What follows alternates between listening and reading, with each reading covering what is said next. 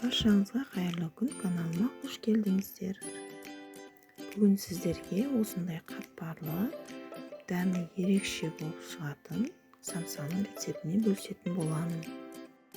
Видеоны соңына дейін қарап, каналыма тіркелуді ұмытпаңыздар.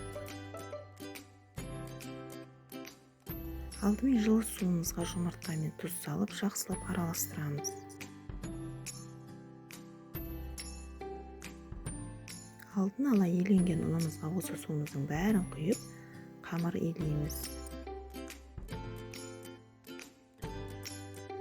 Мен басында қамырды осылай араластырдым, одан соң қолыммен иге қанғанша жақсылап қамырды илеп алдым. Осы самсаға қажет ұнның мөлшері мен судың мөлшерін описаниеге жазып қалдырдым.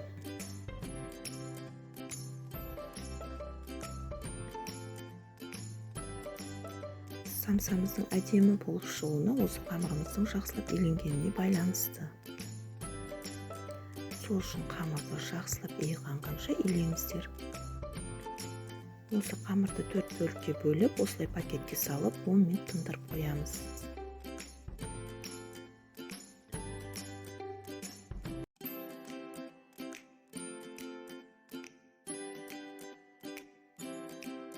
Енді самсамыздың ішіне салатын салмасына тартылған ет пен картошка, пияз салып, үстіне қара бұрыш пен тұзды салып, жақсылап араластырдым.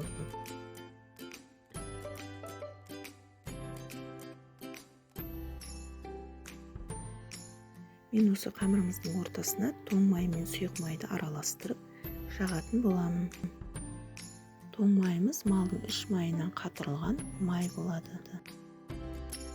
Енді осы екі майды баяу отта бір масса болғанша ерітіп аламыз. Енді қамырымызды жаямыз. Алтын қамырымызды осылай жайып, бірінші шеттерін шығартып аламыз. Сонда әдемі дөңгелек болып шығады.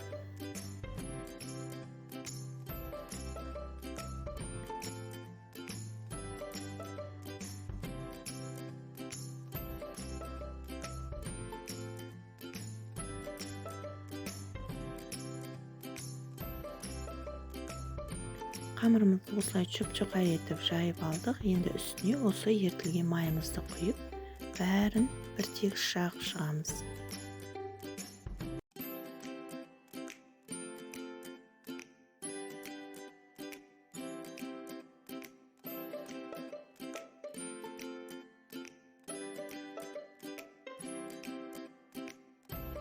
Енді осының үстіне екінші қамырымызды осылай жайып шығамыз.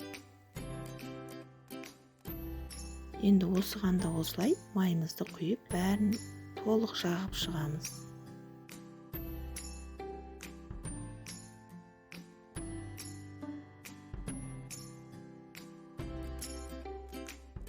Қамырымызды енді осылай оқтаумен орап, ортасынан кесіп аламыз. Оқтауға орағанда қамырымызды жақсылап ораңыздар. Ортасында ауа қалмайтындай қылып.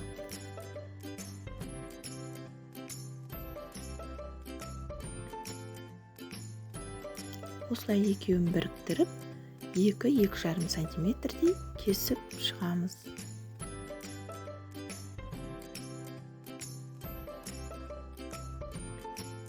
Бәрін осылай тегістеп болған соң оқтаумен жаю керек.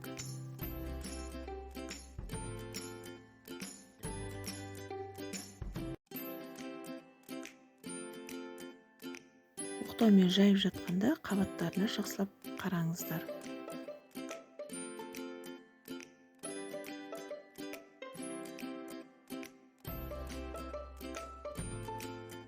Екі қамырымыз жайып алдық. Енді үстіне салмамызды салып, осылай бүгеміз.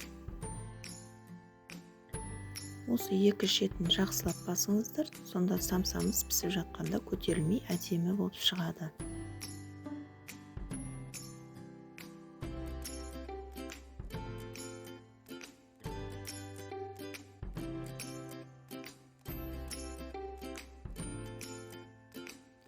Екі самсамызды осылай түйдік, өте оңай әрі ерекше. Самсаларымызды енді осы табаға орналастырып, үстіне жұмыртқаның сарыуызын жағып шығамыз.